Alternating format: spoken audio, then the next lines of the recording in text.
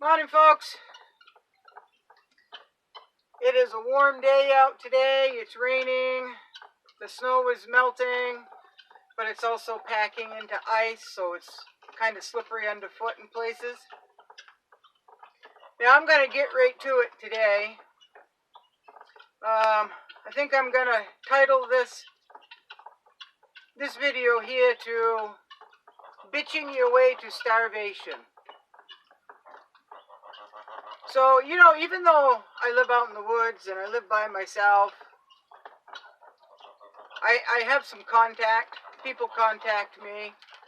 It's hard to contact me, so, you know, if they get tired of trying to reach me by phone, they just pull in the yard, and they usually find me outside doing something or other. So, and that's what happened this morning. Somebody came right in the dooryard and was complaining. I don't have money. I can't afford to stock up. I can't afford to do this, and I can't afford to do that. And I understand every bit of that. All right, I'm without a job too. So there comes a point where the excuses. There comes a point where excuses don't mean much to me, because I don't make it many excuses here, and I've worked very hard for what I've got, and I work hard every day. Now, I got on YouTube because I felt I had content, I had skills that others could learn by. And there's a lot more to come, but like, you know, the snow hinders me. So it's going to come a little late for some of you who already started your garden and want to forage. But information, folks. You know, if you don't have information and you don't have skills, it's not all about food, folks. It's just not all about food. So I said, all right, you don't have money to go out and buy extra this week or maybe next week. What are you doing to learn skills? Gardening. I don't have a place for any garden. You got a patio, you have a deck, you have windows in your place. There's a place to grow something somewhere, folks. Now, you may not have an acre or several thousand acres to grow food, but you at least have a window that you can try, right? You can try. Or you probably know of somebody around that has a field that I guess the going right now is, I've got the field, you put in all the work, and I get half the produce. That's a deal some people have made. Okay, you do all the work, you plant all the seed, you put all the fertilizer down, you harvest it, but you only get half of it, because I've got the field that you need. If that's what it comes down to, folks, at least it's something, right? At least it's something. So,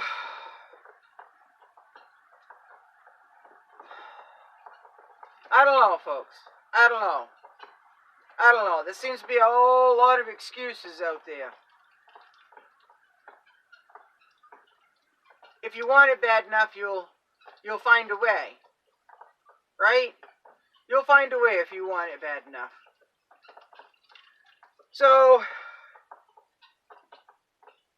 I never thought that starting a YouTube channel would be such an uphill battle. I knew there was going to be some that were just going to complain. you know, judge your content, judge you, judge, right? I knew that was coming. And I knew I was going to get it. And I have. And that's all right.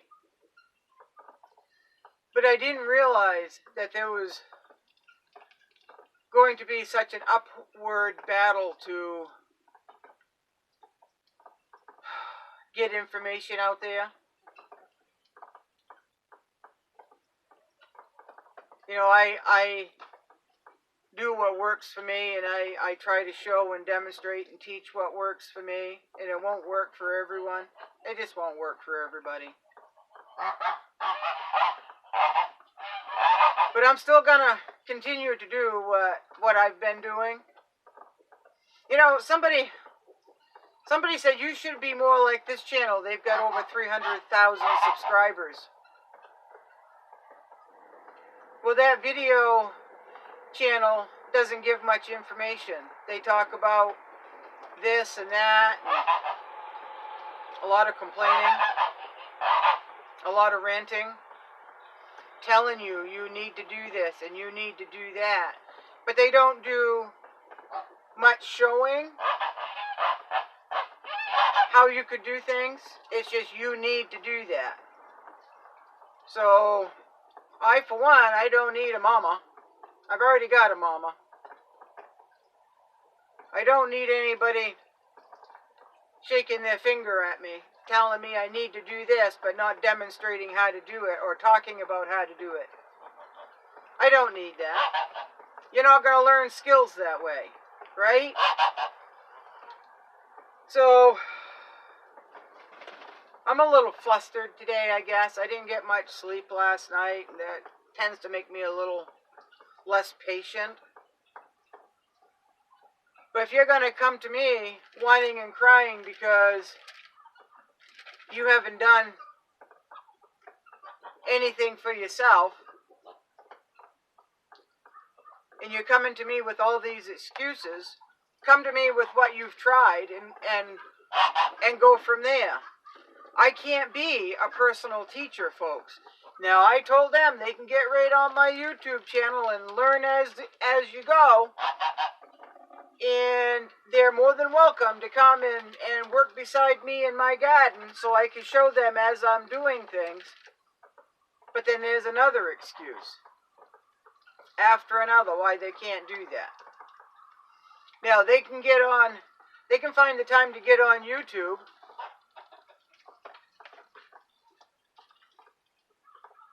But they can't find the time to look up resources, right? You know, one of the best things out there for me is and my buddy Billy taught me this in passing one day, and I've used it ever since.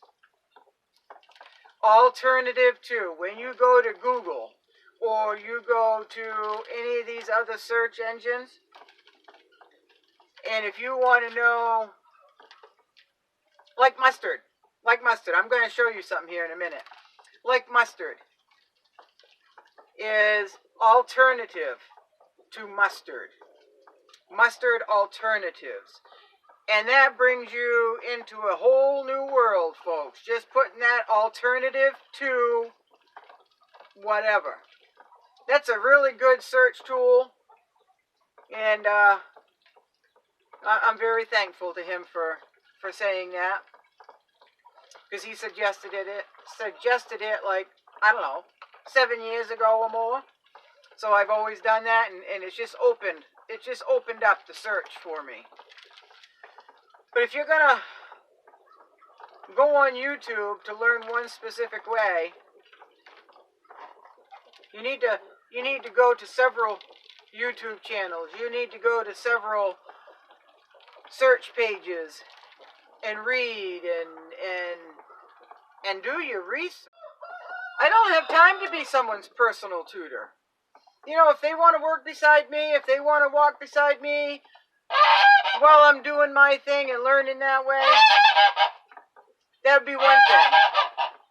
If they're going to slow me down, I don't need that.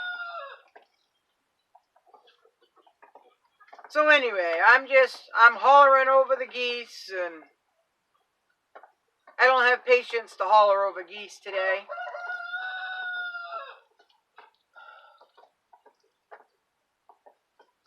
We can't be lazy, folks, and I hate that word lazy. I prefer to say unmotivated. But today I feel like saying lazy because there are a lot of lazy people out there. They want people to do it for them. They want to be held by the hand.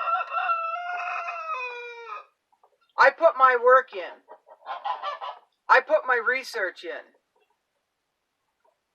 You know, these people that come to you and just want you to hand lead them.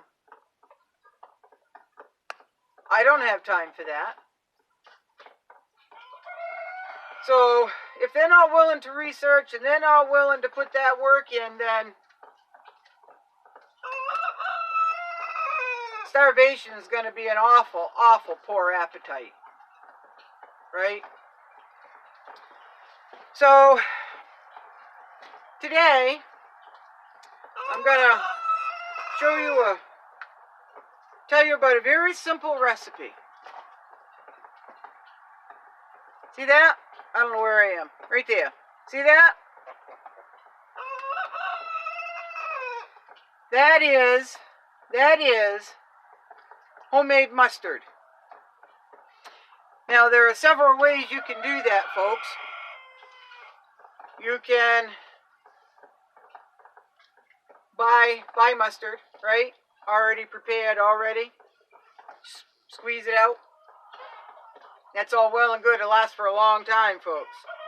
And it's like $1.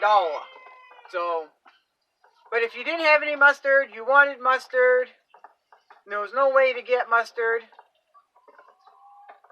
the mustard plant, in about August here in Maine, has seeds. They'll go to seed, and you can collect those seeds. Little tiny things. And then you can dry them and grind them up. And then I'll tell you the recipe. You can buy mustard seed in bulk. And so you don't have to, if you don't have access to mustard plant, then you can buy it in bulk and you have your mustard there that way, and you can prepare it like I'm going to tell you. You can buy mustard powder and make this, which is what I did here. So what you do, the general, and you can make any variation you want. You can add things to it or whatever. But the basic mustard recipe, folks, is 1 tablespoon of mustard powder, 1 tablespoon of flour, and it can be wheat flour or whatever you want, to 1 tablespoon of vinegar. And then you just mix it up. Now, with that ratio there, you're going to come out with paste. All right? Now, you know, right? Everybody knows that you can thin that out however you want by adding a little bit of water. Just a little bit of water and stir it up, and a little bit more until you get the consistency that you want. Now, making it the way I do, it's not going to look like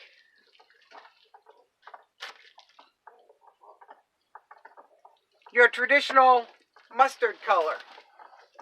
And what they do is they put dyes in that, right? So your homemade mustard is not going to be like your prepared real yellow mustard. So if you want mustard that looks the color of store-bought mustard, you're going to have to figure that out, because I just don't do that. I don't mess with dyes or anything. You could probably put maybe like a little turmeric in there or something to get the color you want. So that's that. And of course it has vinegar in it, right? So it's gonna stay in the refrigerator for a little bit, but it's also got flour, so it's not gonna last as long as, you know, traditional commercial mustard would. So just keep that in mind. Just keep that in mind. So that's one recipe out of that little green condiment book that I showed you. Somebody asked if I would share some of those recipes. Well, there's the start right there. Homemade mustard. So I'm going to try this year because we have fiddleheads, right? For those of you who don't know what fiddleheads are, you can look up fiddlehead, Fiddlehead, or you can look up ostrich, as in ostrich the bird, fern. So fiddlehead or ostrich fern. Now we have fiddleheads here. We have a fiddlehead season, and the fiddleheads grow along streams and flood areas, right? So I'm going to be collecting a lot of fiddleheads, and I'll bring you along. And I am going to dry them up and powder them, and then jar them up for fiddlehead powder. All right. Dandelions, I don't have any dandelions here except for what I planted. So what I do is when dandelion season is there, it's all flowered out and gone to seed, I'll go out with a paper bag and collect as many seeds as I can, and then I'll bring them back here and just sprinkle them around. So any dandelions I have here, the plant I've planted myself. I'm going to dry some dandelion greens, powder them up, jar them up like I do my fiddleheads. There's going to be a lot of things I'm going to powder up, because you can take a little bit of that powder and you can put it in your soups or your stir fries or in your scrambled eggs. It's just going to give you a lot of good nutrition, right? Anything dark and leafy is going to give you a lot of nutrition. So that's always good to have on the shelf. So if somebody comes to you and says, how do you do this? What I would recommend is point them in a, you can show them. You can do whatever you want, folks. But if your time is limited like mine, they can either help you do that so they can learn hands-on, or you can give them a few pointers and then encourage them to buy a book, encourage them to get on the internet, playing their games on or getting on Facebook, which, folks, I am so tired of Facebook. I'm tired of the drama. I'm so tired of it. I do have Facebook. I do have Messenger.